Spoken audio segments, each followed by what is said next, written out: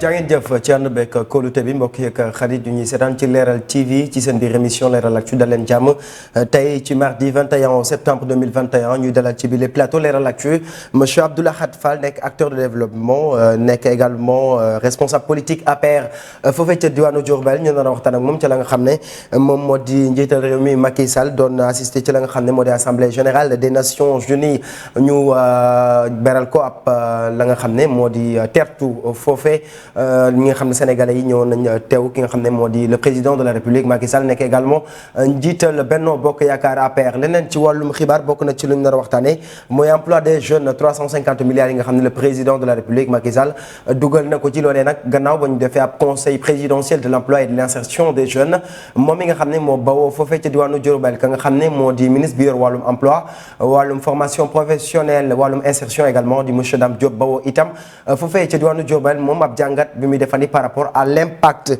du ministre li nga xam ne moo di taxawaayam foofee ca diwaanu Diourbel leneen ci wàllum xibaar bokk na ci élection locale yi la nga xam ne moo di taxawaayu autorité politique yi jamono ji foofee ca diwaanu Diourbel ñu am mbégte contentement dalal la ci biir plateau monsieur Fall bàyyi la nga nuyu bokk téléspectateurs yi ñu seetaan fii ci Leral TV ci seen biir émission Leral Actu.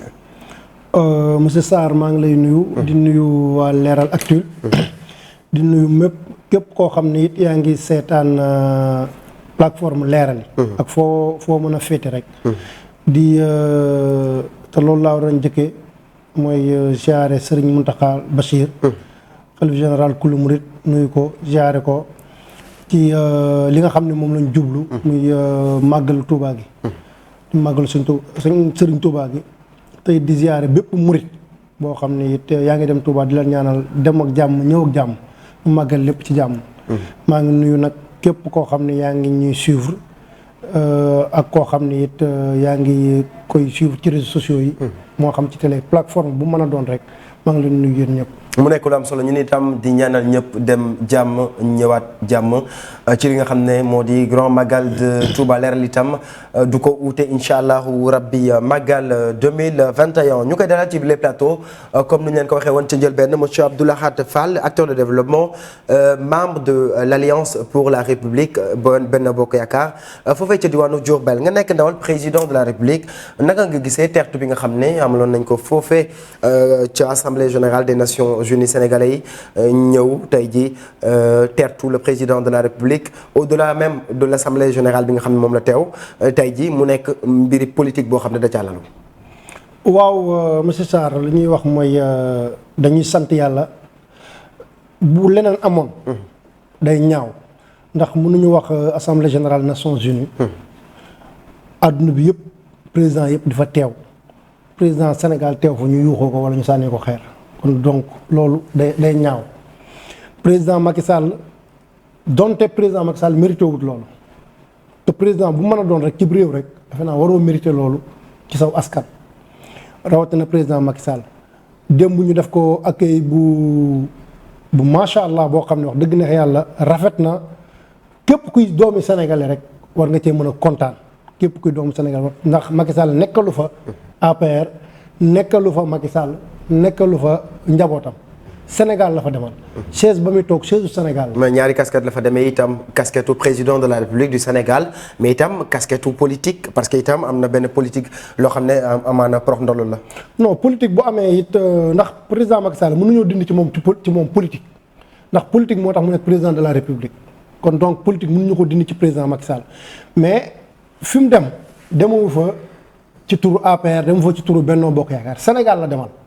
Nations Unies defe naa amul politique président boo gis ci àdduna it ci parti politique nga jóge kon donc ñi ko teeru man damay jàpp ni ay sénégalais yu nekk États-Unis ñoo jug teeru ko léegi nii sànq maa ngi ko doon seetaanaat ci réseaux sociaux yi am na ci buntu maison des hôtes ñi taxaw di manifester ñi taxaw di teeru c'est la démocratie mais li am solo dëgg mooy kenn ku ci nekk na nga respecté sa morom te sénégalais bu gën sénégalais amut ñun ñëpp ay sénégalais lañ nañ xam ni président Macky Sall nga bëgg ak nga bañ ku mën a nangoo ku nanguwut boo amee carte nationalité sénégalaise te nga reconnaître sa sénégalais rek mooy sa président. alors nga nekk ndawal président de la République jàppoon itam bile dem politique ba cay lalu regain de confiance la maanaam jéem a dabwaat xoolaat naka lay gañewaat kër Sénégalais yi nga xam ne ñoo nekkee foofee ca diwaan wa.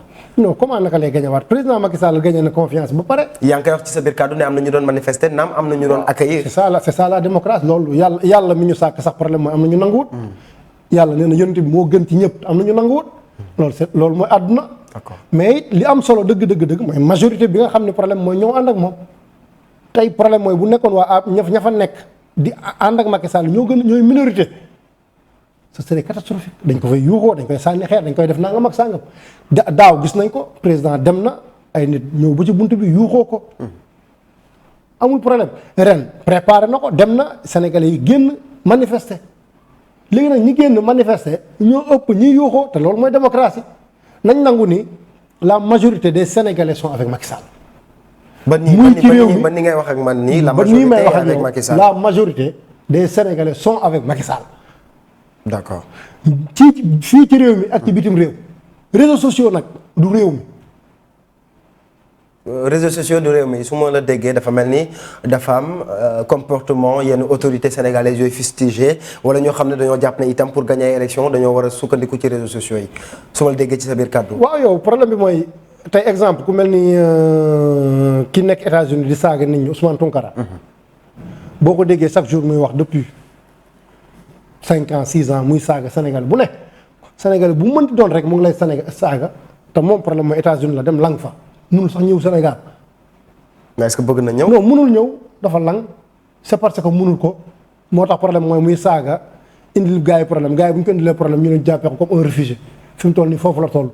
tey président mu nga fa mënut a mobiliser 50 personnes yu yuuxoo Macky Sall amul kon ça veut dire que amul crédibilité. moo tax nag da ngay ñëw ci sama question ñëw nga ci réponse bi ma soxla woon c'est-à-dire que regain de confiance maanaam dañoo nekk ci dynamique bi nga xam ne le président de la République naam am na ñoo xam ne ba léegi d'accord uñ sur la façon de gérer. du président mais itam xëy na demam bi mën na nekk benn poids de plus par rapport li nga xam ne xëy na ñoo ko bañoon mën ko rejoindre ci li nga xam ne moo di. non ñi ko bañoon bañuñu ko woon ça c'est parce que président dafa jàppoon ne suy dem Nations Unies Assemblée générale Nations Unies. jarul kenn di ñëw wala di manifester wala nangam ak sangam sénégalais bu ko soxla am na maison des hôtes man ànd naa bokk naa ci rare sénégalais yoo xam ne ànd nañ ak président. man dama koy témoigner amul dëkk 7 pays la ànd ak président. amul dëkk bu ñu toog 24 heures bu président recevoir les sénégalais amul te loo xalaat nag ci biir salle ba dañ ko wax. te dina leen tontu loolu doy na. waxuma loo xam ne problème mooy dañ maa wax man damaa dem. toog dëkk bu ñu wàcc. bu président fanaanee tey le lendemain wala lu mu guddi dina recevoir les Sénégalais. alors tey jii jàpp nga ne am na amélioration par rapport ak li nga xam ne moo di la situation des Sénégalais de l'extérieur tey jii taxawaayam bi nga xam ne war na ko mën a am naam sax ñu ngi nemmeeku ne am na tey jii yenn effort yoo xam ne état bi mu ngi koy def itam au niveau de l'extérieur. ñooñu itam dañoo nekk benn partie intégrante ci développement wu réew mi itam. waaw xam nga président Macky Sall moom képp koo kuy suivre politique am. bañ na ko da koy wax ne les Sénégalais de l'extérieur. ñoom ñooy 15e région Sénégal loolu da ko gëm politique am amul politique bu président Macky Sall di def te Sénégal de l'extérieur bokkuñu ci amul.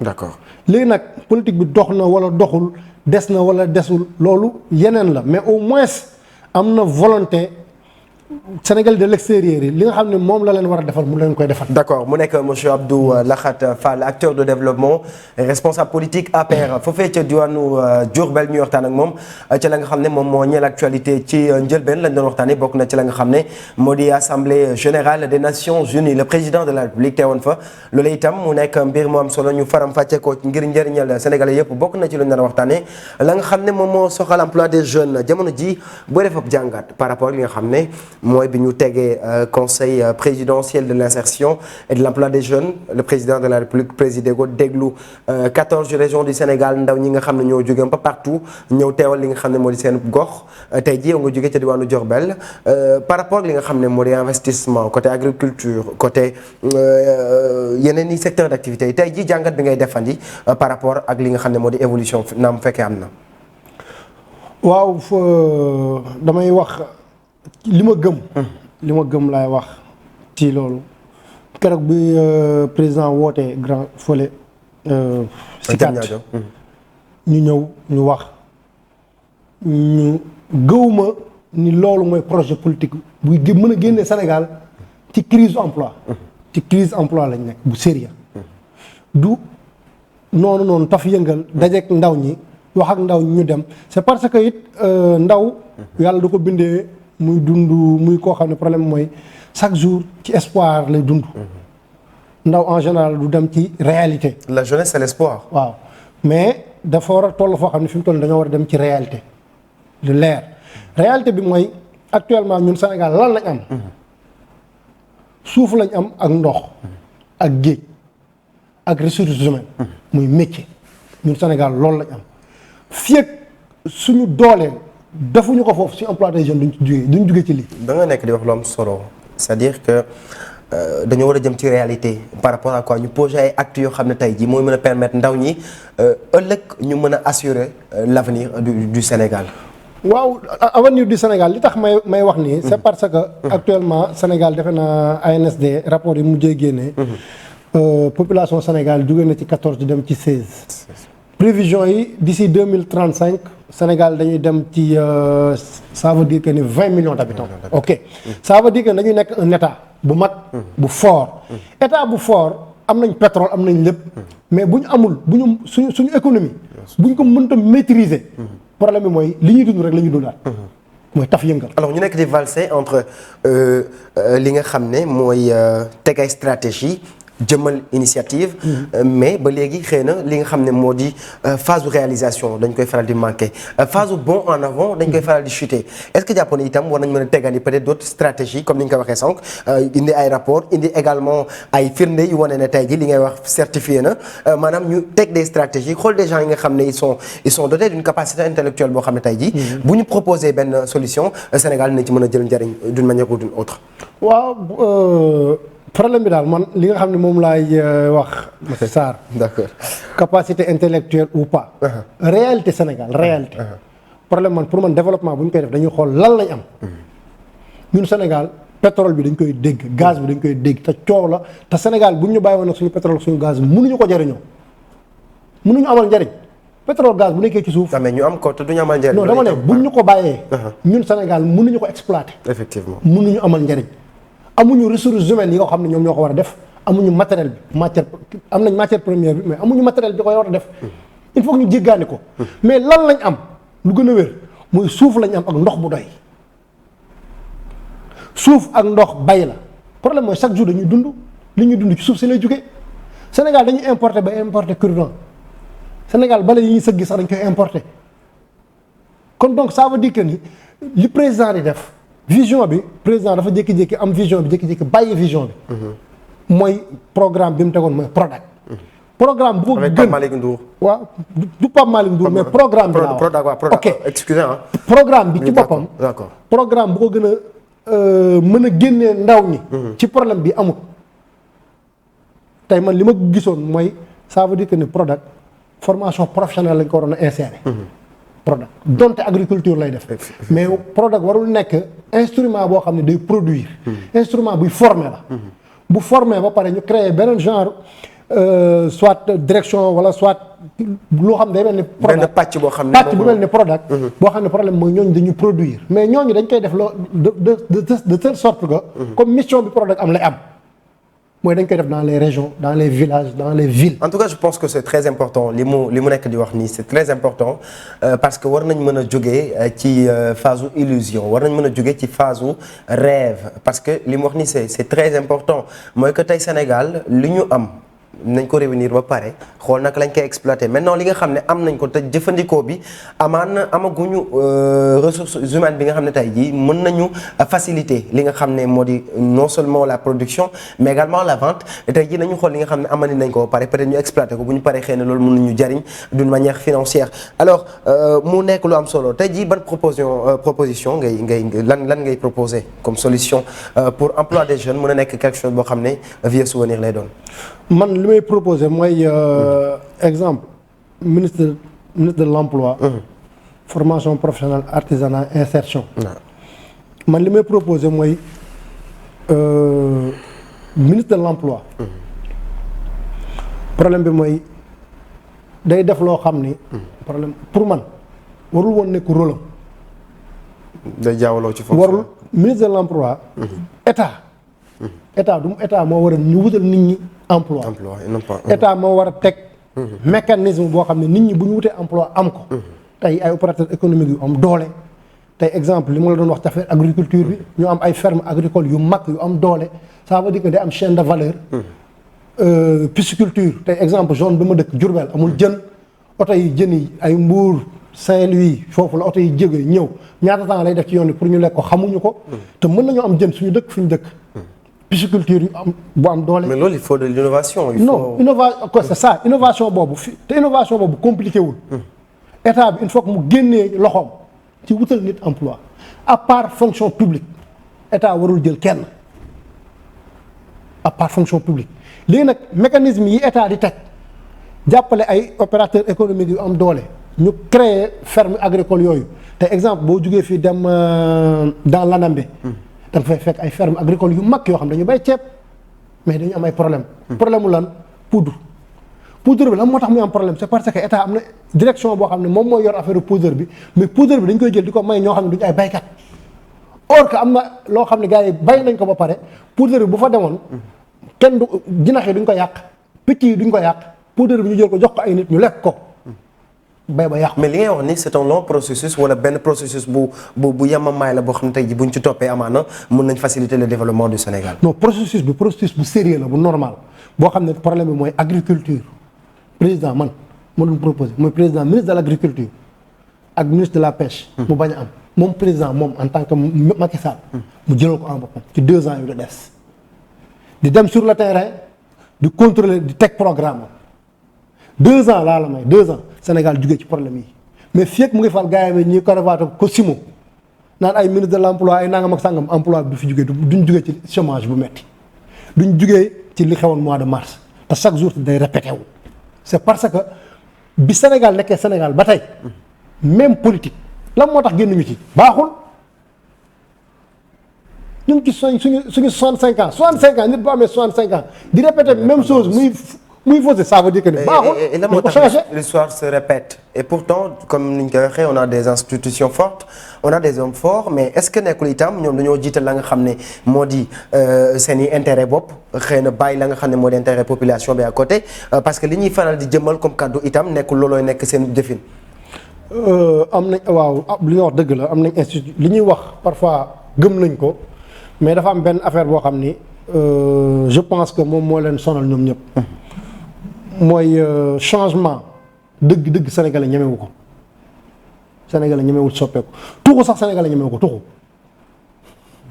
sénégalais boo waree tuxu sax dina xalaat ñaata fan laay nekk damay am problème mu bagage non te àdduna il faut que ñu nangu di sonn balaa mu baax il faut que ñu nangu ko mais il suffit que président de la république Macky mi ma xam ne xam naa ko te it am na volonté bi bëgg na ko mais problème am ba tey mu ngi chercher ay nit yu ko defal mais pour man nit du ko defal li mu am vision ci bopp bi gëm ko bu ko yore portalee boppam 2 ans réussir ko. d'accord soo ko waxee nag ñu bari dañ naan. est-ce que mën na nekk ndax premier ministre amoon na fi président jëlee na ko. amatul effectivement Sénégal depuis 3 ans amuñu premier ministre lan la changé. dëkk bi ngi dox. ñaari ministères yooyu gis nga ministère de l'agriculture ministère de l'élevage ak pêche ñetti ministères yooyu nga jël emploi dindi ko amatul emploi moom amatul mu nekk benn direction générale nga koy def bu mag boo xam ne problème mooy lenn rek lay def mooy bàyyilaat bu jëlee fukki emploi ci direction ba lañ koy enregistrer ñu xam ne lii jël na ko état mën a am les données mais état warul jël nit d'accord à part fonction publique. d'accord ñu doon waxtaanee mbirum emploi des jeunes mu nekk itam benn pàcc bu am solo ci li nga xam ne moo di la gestion de ce pays par le président de la République la nga xam ne également moom mooy les réponses yi nga xam ne monsieur Abdou Lahad Fall indi na ko par rapport ak li nga xam ne moo ñeel mbir mi fi mu sooxe mais également ay solutions yi nga xam ne proposé na ko parce que itam Sénégal dañoo toll foo xam ne peut-être dañoo war a changer de paradigme mais changement bi ci lan lay commencer mooy les changer les mentalités changer d'abord la façon de voir les choses parce que itam mënuñ la dénk ab direction wala ñu dénk la ab ministère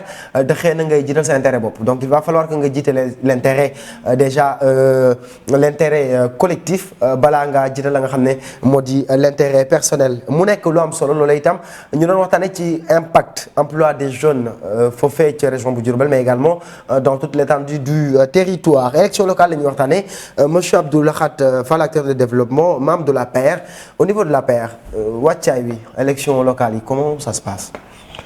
waaw ça va hein, ça se passe très bien ndax à Diourbel wala au niveau national. Au niveau national. Okay. APR au niveau national balaa ñu ñëw ci diwaanu Diourbel. ok au niveau national ça se passe très bien li may wax mooy processus bi mu ngi dem. ci yoon mooy jàpp nañ datu élection yi.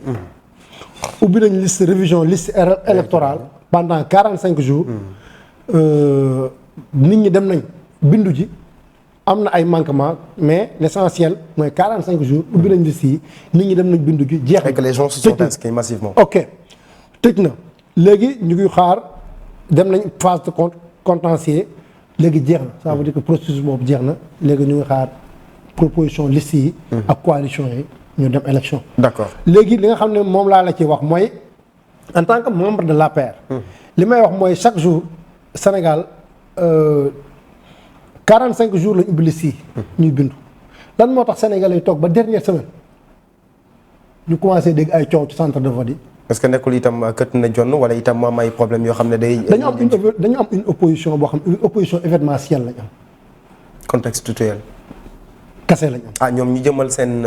coalition dama ci porox ndool rek comme que yaa leen dut. baaraam seen coalition dama ci porox ndool li ma lay wax rek ab coalition Yewwi Askan Wi loolu est-ce que nekkul benn poids de plus. c'est la énième coalition depuis que Macky Sall est président Macky Sall bi mu nekkee président ba tey mu ngi téye coalition Benno Bokk Yaakaar. kon loolu rek conviction loolu rek dafa am lu muy wane. opposition bi c'est la énième coalition te coalition bi koo gis mu leer ba leer problème mooy poñse la.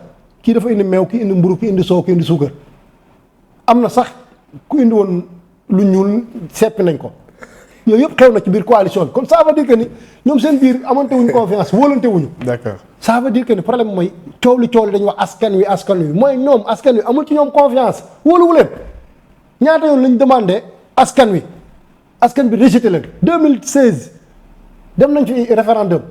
wër Sénégal gi yëpp ne Macky Sall day daganal góor jigéen day def nangam fépp yàq deru Macky Sall ak Macky Sall la si fay leen. d'accord 2017 élection législative. benn groupe parlementaire moo fa am bu libéral. assemblée nationale amuñu fa dara après ñoom ñëpp ñuy coow naan baatu te askan jox ñu la seen baat sa baatu bopp nga yor sa baatu njaboot te est-ce que sax yaa ngi ak sa baatu njaboot. am ku fi toog démb ne ñoom waroon nañ mën a dippee bi les coalitions yeewi suñu bopp balaa ñooy yeewi askan wi mel ni dafa am lu ñuul luy am ci boobu les coalitions d'autant plus que tey dañ ko créer rek ci ay bés yu ñu jëm daanaka am ñu ci génn. mais itam kooku fa mu waxee mooy ki nga xam ne moom moo di Ousmane Sonko ak Khalifa Sall jamono ji ba tey tàggooguñu ña nga xam ne ñooy ñooy yëngu ci wàllum justice. waaw problème bi mooy man sax dama ko tuddee ay yeewi suñu bopp. yooyu loolu beneen dossier la. bu bokkut ak dossier politique. ay dossier judiciaire la. man en général dossier judiciaire man du ma ci wax. d'accord loolu leneen beneen domaine la ndax ñi ci nekk. dañoo suñu borom dafa dogal ñu jàng ba am xam-xam ba xarañ. te jël seen àdduna def ko fa nekkal fa sénégalais yi. kon ça veut dire que ni man mënumaa wax bopp leen ci xam-xam kon du ma ci wax. Yewwi Askan Wi en tant que tel. léegi nag dossier politique yi Yewwi Askan Wi problème bi mooy dossier politique bi mooy coalition la boo xam ne ñoom ñëpp coalition faj mer laa koy tuddee faj mer ku ci nekk am na loo meree Macky Sall la problème mooy bëgg koo faj Sonko tey ma nekk seen président mënut a ne kaay yaay nekk suñu président moo ëpp njariñ. waaye tey ma nekk seen président mënut a ne. mais ak ni politique bi bindoo jamono ji itam jàppoo ne am na chance xëy na pour am quelque chose. bonne chance chance lan bonne chance yow balaa nga am chance lan problème mooy au moins élection yii Macky Sall 2009 bi mu génnee PDS 13 collectivités locales la gagné Dekkal Ngor Sonko bi dafa mën a gagné ñaari collectivités locales Sénégal yu mu assuré. mais loolu nga yaakaar rek. amul ko yow fi mu toll yow mii di wax wala moom muy wax gëmul bu ko gëmoon est-ce que dina dem ci coalition boo xam ne problème mooy Yewwi Askan coalition bu mu dem Pastef lañ koy tuddee. mais bi Yewwi Askan Wi la tudd. di Yewwi Askan moo tax moom laa la dafa jël turam sànni ñeen jël seen tur sànni kon su ëpp leen doole moom ñoo ma yàpp Khalifa Sall jàpp na ni moom Dakar Sonko jàpp na ni moom Ziguinchor 1-1 la ñi ci des ñëpp yóbbaale ma car rapide la au niveau national da nga jàpp ne kon le poids ça ne pèse pas. non amuñu benn poids ñoom ñaar ñëpp kenn ku ci nekk fenn nga côté mooy nañ boole suñu doole jéem a basculer Dakar jéem a basculer Ziguinchor amuñu feneen doole. ok d'accord mu nekk monsieur Abdou Lahad Fall, acteur de développement responsable APR foofee ca diwaanu Diourbel ñu doon waxtaan ci wàllum politique bokk na ci la nga xam ne moo di élection locale au niveau national moom nag mu yàddu ci la nga xam ne moom moo ñeel taxawaayu APR ci élection yi ñu jëm mu nekk ay élections yu décisives d'autant plus que tey jii dina permettre ñu am benn ouverture par rapport aux élections législatives mais également par rapport à l'élection présidentielle leneen ci wàllum ponk boobile porox ndoll nañ ci mu jëm ci li nga xam ne moom moo di la coalition de l'opposition ñenn ñi dippee ko la coalition XXL mais à travers la nga xam ne tey ji mooy intervention monsieur Abdou Lahad Fall tey ji jàpp na ne li nga xam ne moo di boobile coalition di dippee Yewwi Askan Wi amul benn représentativité ci wàllum politique loolee la ñuy desandi politique ca diwaanu Diourbel jamono ji xëy na sans citer d'acteurs politiques xëy na nañ ci ñëw ci le fait de citer des acteurs politiques loolee ngir am ndëgër laay par rapport à cela tey jii ñu gis un peu ci coalition yi Benno Bokk Yaakaar comme ni mu koy faral di dippee choc d'ambition yi day faral di am. bu fekkee dans la capitale sénégalaise ñu ngi gis un peu partout ku nekk sa militant di génn di wax ne diw la président wala tànn ak yu ni mel tey jii discipline de parti ca diwaanu Diourbel est-ce que ñu ngi ko fay wóyal. waaw discipline de parti ñu ngi ko fay wéyal c'est parce que it ñëpp kenn ku ci nekk. yaa ngi topp ligne parti bi.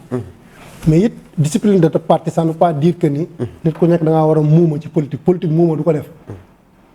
waaw mooy choc d'ambition mënut a ñàkk ci politique. surtout ci coalition bu toll nii surtout ci parti bu toll nii parti APR. choc d'ambition fenn rek la mën a ñàkk mooy fi ma la wax. mooy ñi nga xam ne mooy parti yóbbaale ma baal ñooñu nag. non dama la bëgg non politique laa lay wax. politique choc d'ambition ci politique.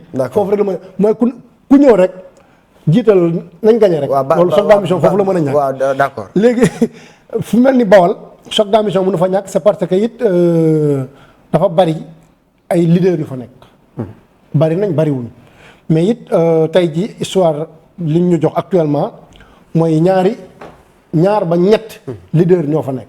ñetti camp du moins mooy camp Moustapha Guèye directeur CROUS bu Bambey ma koy nuyu de passage ak camp wu le ministre Dame Diop ministre de l'emploi ak camp wu le maire Malick Fall mais it lépp c'est la coalition c'est la grande coalition Benno Bokk Yaakaar loolu moo fa nekk c'est normal nag ñu jëm ay élection kenn ku ci nekk taxaw yëkkati sa loxo mais malheureusement à Diourbel Moustapha Guèye kase moo fa taxaw ne damaa bëgg nekk maire ñi ci des ñëpp ay nit ay yuuxu naan de yaay suñu candidat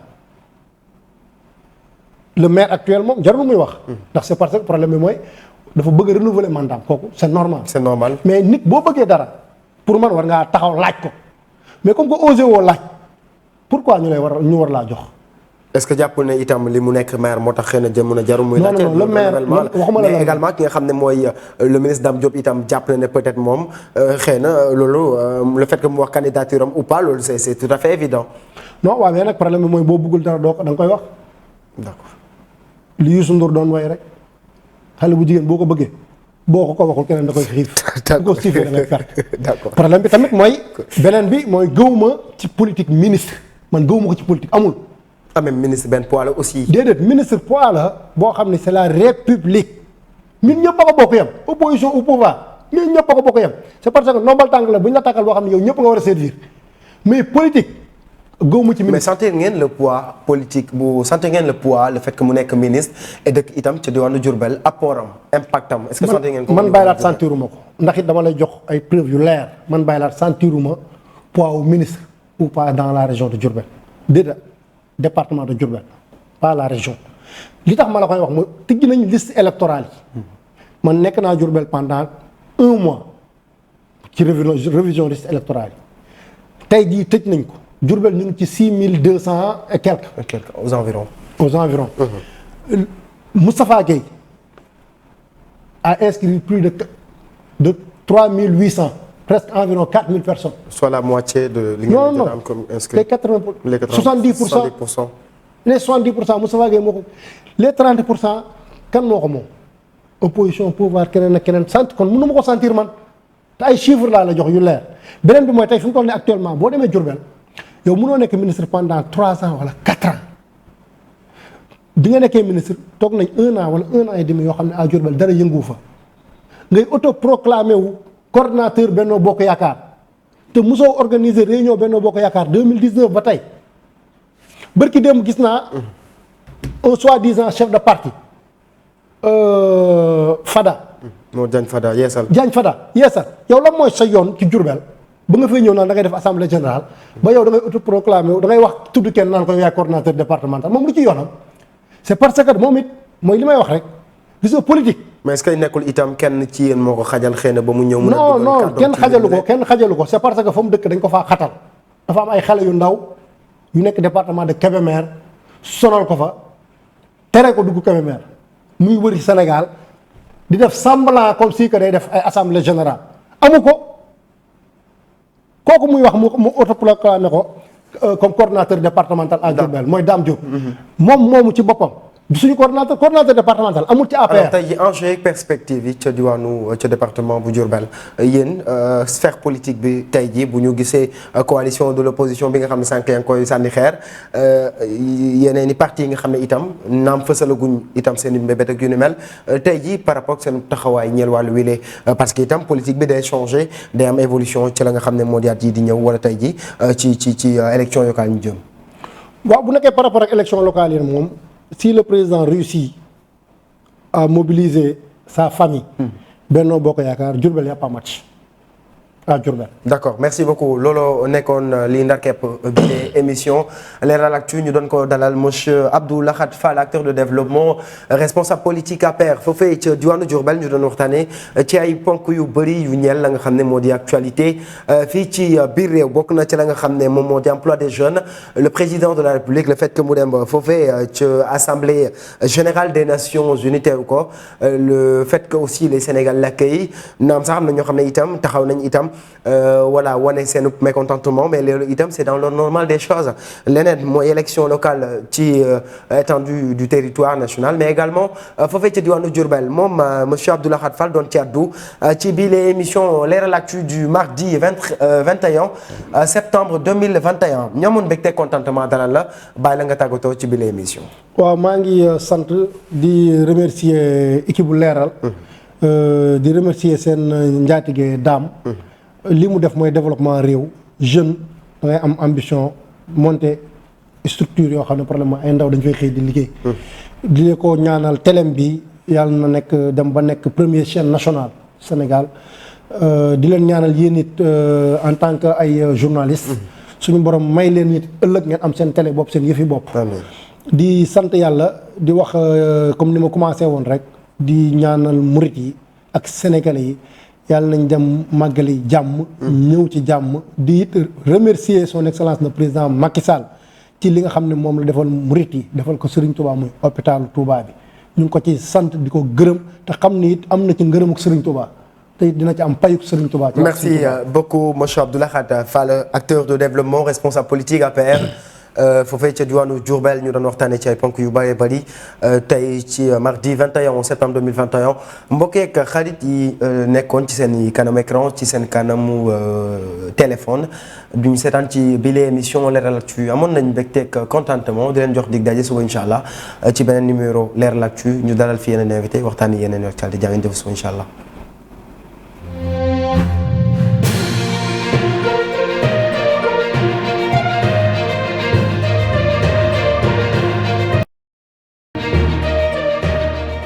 Leral TV di télé bu bees bu andi ay émission yu bees tàq ngeen bëgg am ay xibaar